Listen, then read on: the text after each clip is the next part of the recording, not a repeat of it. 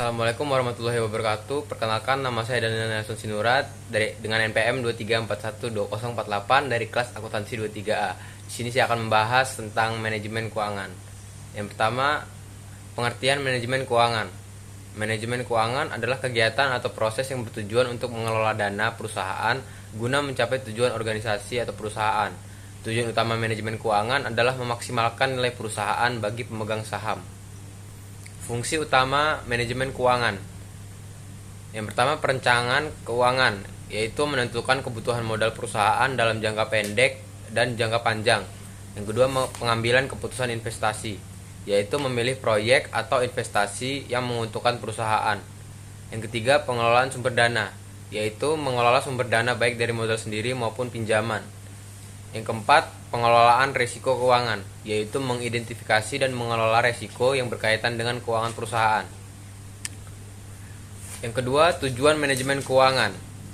Tujuan manajemen keuangan adalah pertama, memaksimalkan kekayaan pemegang saham dengan cara meningkatkan nilai pasar saham perusahaan. Yang kedua, menjaga likuiditas perusahaan, yaitu memastikan bahwa perusahaan memiliki cukup dana untuk memenuhi kewajiban jangka pendeknya. Yang ketiga, mendukung pertumbuhan perusahaan melalui pengelolaan dana yang lebih efektif untuk pembiayaan proyek baru dan pengembangan usaha. Yang keempat, mengoptimalkan struktur modal, yaitu mengelola perbandingan antara ekuitas dan utang agar biaya modal menjadi minimum. Yang ketiga, ruang lingkup manajemen keuangan. Yang pertama, ada keputusan investasi atau capital budgeting.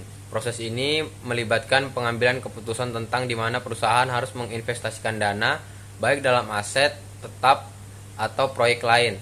Analisis ini biasanya menggunakan alat seperti NPV, IRR, dan payback period. Yang kedua, keputusan pendanaan atau financing decision. Berkaitan dengan bagaimana perusahaan memperoleh dana, baik melalui penerbitan saham, utang, atau sumber lain. Hal ini juga melibatkan keputusan mengenai struktur modal atau kombinasi utang dan ekuitas. Yang ketiga, keputusan dividen, yaitu mempertimbangkan apakah laba yang dihasilkan perusahaan akan dibagikan kepada pemegang saham dalam bentuk dividen atau diinvestasikan kembali ke dalam perusahaan. Yang keempat, konsep-konsep dasar dalam manajemen keuangan, yaitu yang pertama ada nilai waktu uang atau time value of money.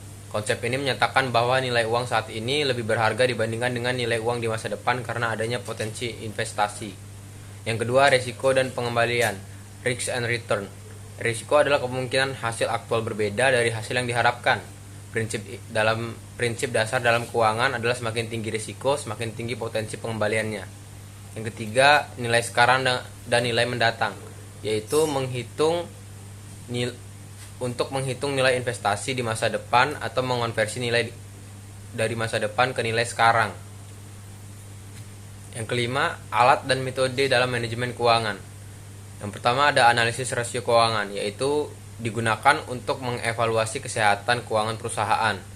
Yang kedua ada rasio likuiditas, mengukur kemampuan perusahaan untuk memenuhi kewajiban jangka pendeknya. Contohnya current ratio and quick ratio. Yang kedua ada rasio profitabilitas, yaitu mengukur efisiensi perusahaan dalam menghasilkan keuntungan. Contoh return of asset and return of equity. Yang ketiga ada rasio solvabilitas, yaitu mengukur kemampuan perusahaan untuk memenuhi kewajiban jangka panjangnya. Contoh debt to equity ratio. Yang kelima ada analisis laporan keuangan, yaitu memahami kondisi keuangan perusahaan melalui laporan keuangan seperti laporan laba rugi, neraca, dan laporan arus kas. Yang keenam ada anggaran atau budgeting, yaitu merencanakan pendapatan dan pengeluaran perusahaan dalam jangka waktu tertentu. Yang keenam, sumber pendanaan dalam manajemen keuangan. Yang pertama ada ekuitas, yaitu modal yang berasal dari pemilik perusahaan atau penerbitan saham. Yang kedua ada utang, yaitu dana yang dipinjam dari pihak ketiga seperti bank atau penerbitan obligasi. Dan yang ketiga ada pembiayaan internal, yaitu dana yang berasal dari laba yang ditahan oleh perusahaan.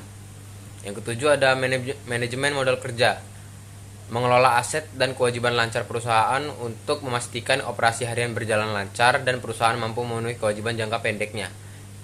Elemen-elemen modal kerja meliputi kas, piutang, dan persediaan. Yang kedelapan ada struktur modal. Struktur modal adalah perimbangan antara modal sendiri dan modal pinjaman yang digunakan untuk membiayai aset perusahaan. Tujuan utamanya adalah untuk menemukan struktur yang meminimalkan biaya modal dan memaksimalkan nilai perusahaan. Yang kesembilan ada penganggaran modal atau capital budgeting. Penganggaran modal merupakan proses perencanaan dan pengelolaan investasi jangka panjang perusahaan.